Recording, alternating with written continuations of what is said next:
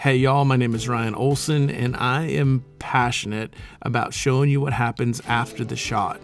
Now the reason I say that is because most new hunters are intimidated by the gutting and the skinning and the quartering.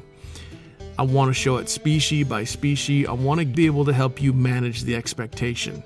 Now today's is a little unique because it is a bison that was harvested on a big ranch and they have this really cool skinning and gutting rig. I'm going to walk you through it, but just know that the principles are the same whether you do it on the ground or whether you do it in the air. We back into the bison, hook up one leg, and then we cut around the anus. The whole idea there is to separate the colon from the pelvic canal.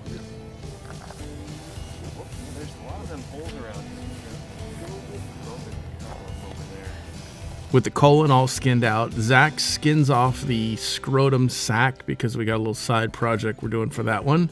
I highly recommend you watch the Yeti lowballer video. And then he skins the nuts off there and then goes up into where the penis would sit along the belly of that animal and then skins it all the way back. Now we have all the sex organs essentially removed, pulled back up into the tail area where the colon is. And then we're going to make a cut right center of that animal, kind of following the stomach, being very delicate, just going through the outer hide right up until that stomach starts to herniate.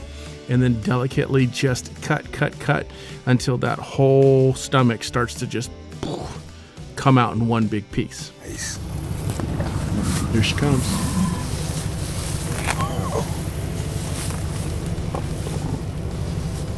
Besides that caul fat.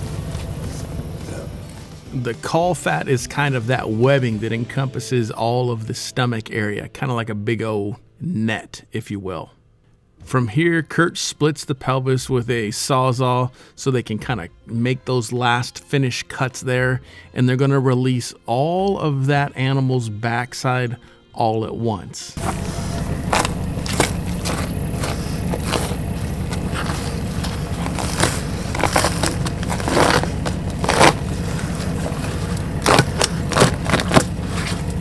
Then we're going to lower him down, lift the front, and let gravity work with us.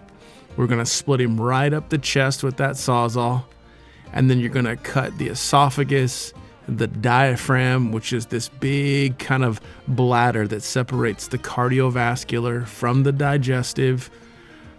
And then we're just going to scrape and pull until everything comes out in one big pile. Yeah, I noticed that with the one we shot on Tuesday too. It was steaming. Is yours steaming too? Yeah, that's how this one was. Yeah, you would think you'd see that. Good? She's cleaned out. All right, so you want to swing that leg over that. The loading process was pretty straightforward. We lifted that bison up from the front and the rear, so he's kind of in a little ball. And then we backed the truck underneath him, closed the tailgate, and set it right down inside. Then we take it off to the butcher. The nice part about having a butcher with a conditioned space is that you get rid of all the flies and that sort of thing. We could absolutely lift it up here in the field and break it down, but why not treat it right if you have the option? Fast forward 30 minutes, we pull into the butcher shop and he starts directly on those back joints. Now the butcher takes off the feet below the shank, making sure not to cut the Achilles tendon on both sides, and then skins up the back of the hawk and just starts peeling around. These boys are magicians with knives, right? They absolutely get it done. They do lots of them and they are very, very good at what they do. Super quick fun fact. Did you know that the front feet on a bison are much larger than the rear feet? Zach had said, hey, have you ever noticed? And I hadn't. And it just makes good sense, being that there's so much weight on the front end. I thought this would just be a cool thing to see. Because this animal's so big, essentially they're going to take it and make it into two pieces. The back end, which is substantially smaller than the front end. A good way to look at it is right about where that hairline goes from really woolly to kind of barren in the back. That's about halfway in the middle of that animal. The taxidermist is also there, and he's going to cape it and deal with it right now. Again, I can't say enough about this operation. They just are gonna get with it right now.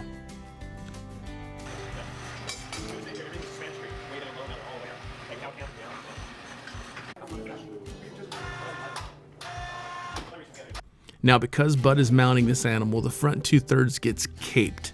Doesn't just cut the hide off, it gets cut off in a particular fashion.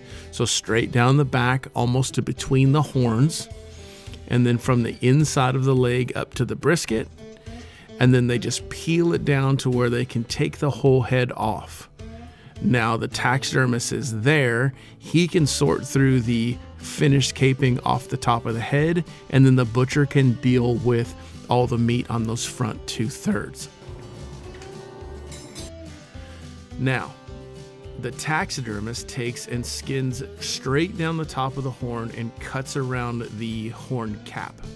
He does that on both sides, and then he makes a cut from one horn to the other.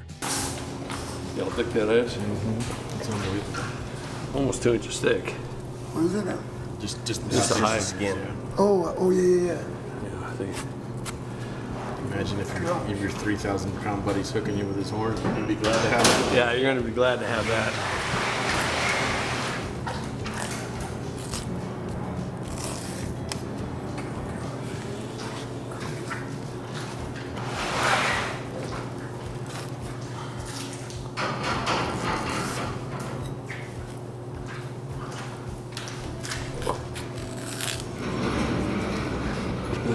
So on a deer, you come up the back and you make a Y.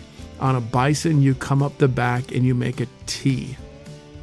And so much of this is not skinning, but it is prying and pulling.